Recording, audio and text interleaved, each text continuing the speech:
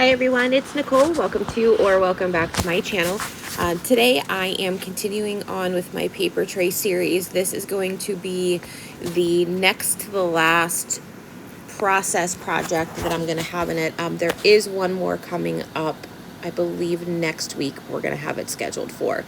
But I will link this series. I do have it in a playlist. I'll link it up at the eye for you.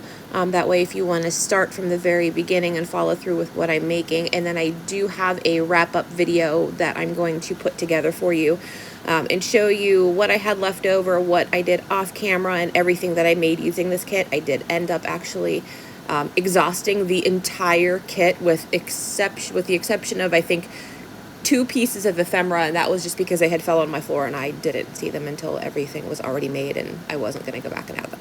But anyways, today's layout, we are going to be using the Vicki Boutin Sweet Rush collection. This is using the Willemstad base kit from Clique Kits, Clique International, and this piece of paper that was in that kit I loved. Now, I love bold colors and bold patterns, but I felt like there was a lot going on and it was super busy, so I wanted to kind of tame it down a bit. So to do that, I'm playing off these 2 photos of my boys from the beach.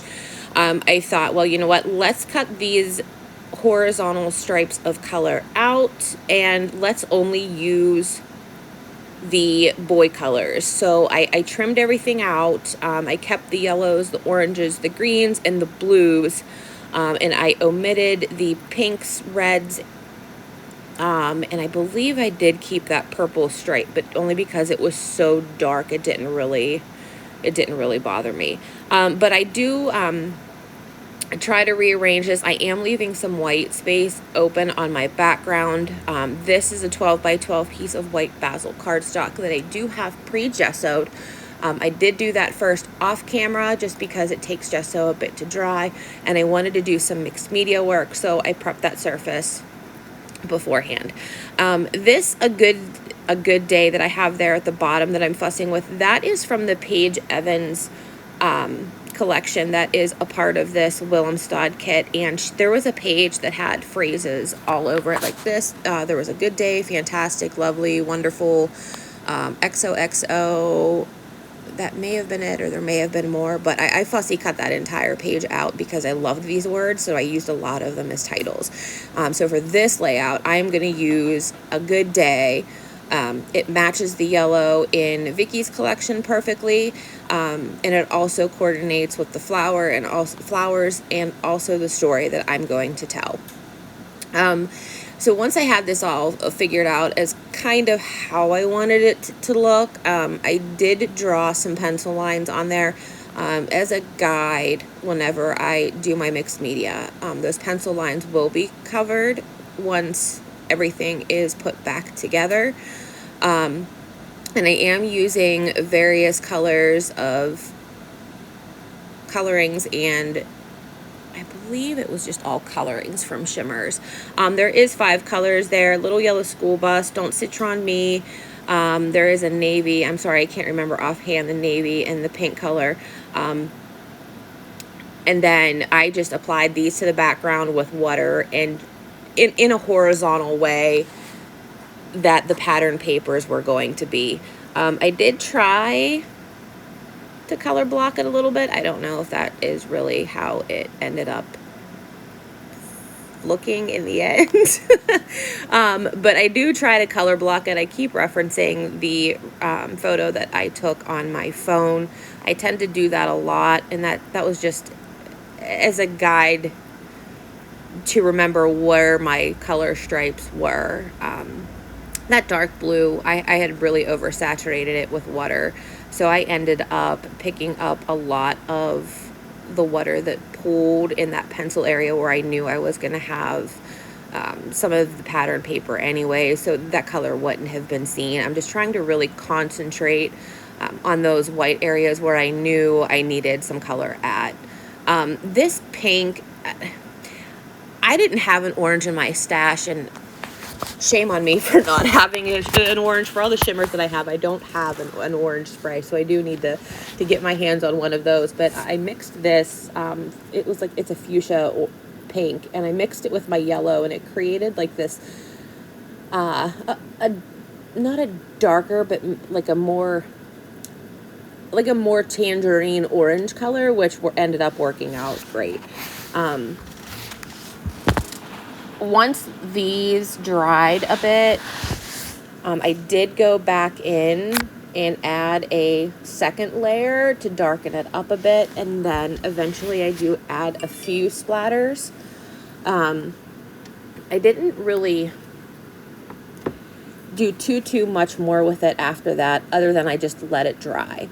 Once everything dried off camera, I actually stitched these on with my sewing machine, and then some of the strips I used and popped up on foam adhesive to give it some more dimensions, and then I did curl up the edges and rough them up too for more texture.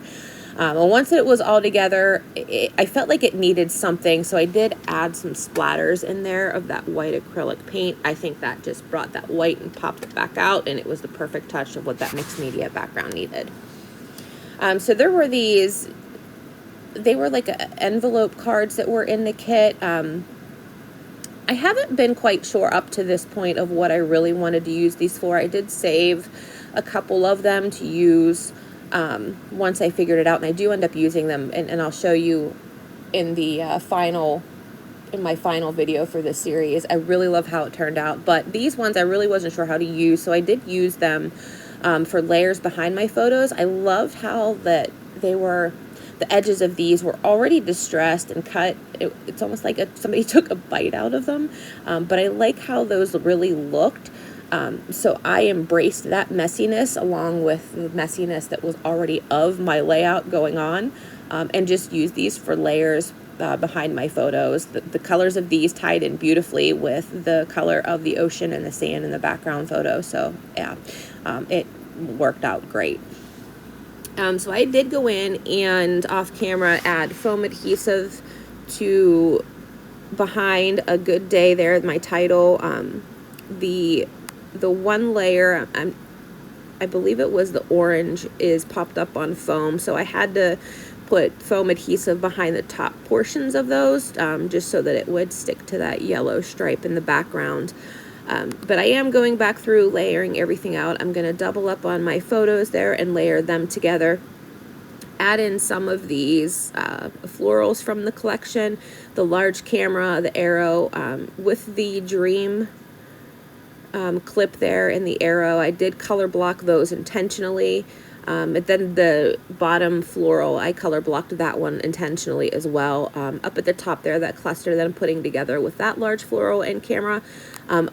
I didn't necessarily color block those, but I did want to use those. But I did have two pieces of perspectives from a bramble fox there. It says seen and noted and fun with the arrows. I had this whole arrow thing going on, so I used those because they color blocked with that teal color perfectly. And then the arrows brought in another arrow element because I was using that already down below my photo. So I do go through, I glue down the bottom of the letters. Like I said, the top is popped up on foam adhesive. I do glue down that bottom floral as well.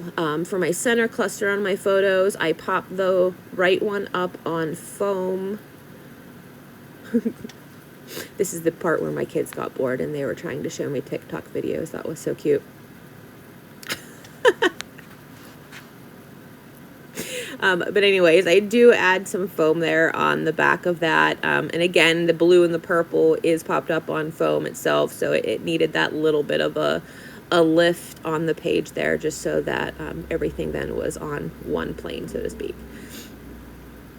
I use a single-sided adhesive foam that I pick up in a larger pack at Walmart. On mixed media layouts like this, I do use liquid adhesive to glue everything down with, as opposed to double-sided tape. The gesso that's on the background of this, the glue just works much better. I don't have very much luck with double-sided adhesive working with my gesso, so that's why I use that liquid glue. So I'm going to go ahead and add in that arrow, use that clip. I do cut that down so just the word dream shows. It kind of describes what my oldest son there looking over the edge of the fishing pier is quote unquote dreaming about. And I do tell that in some journaling that I will add at the very end. And then I just take the time up at that top right and just glue all of those pieces down. Some of it, again, I do pop up on foam. Some of it is glued. And then that cluster up at the top right there should be finished.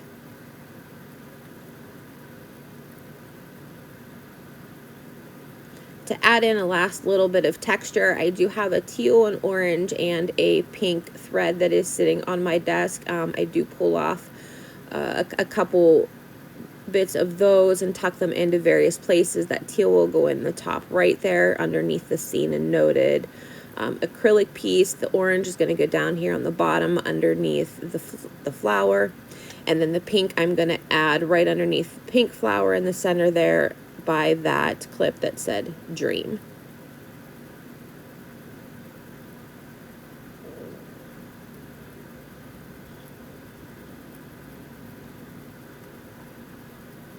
I did have some bits of from my last Bramble Fox box that had this fun and sun.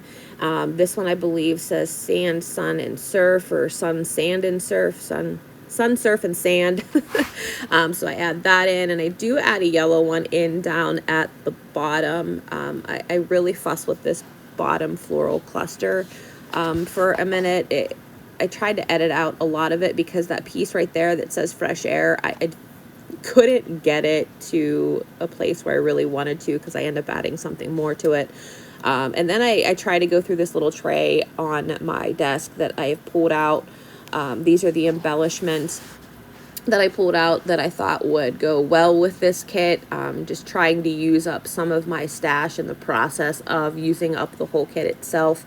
And I really have to say that I did a darn good job of going through a lot of the stuff that was on this tray. However, I didn't use it all, but that's okay. I used some of it, and that's all that matters.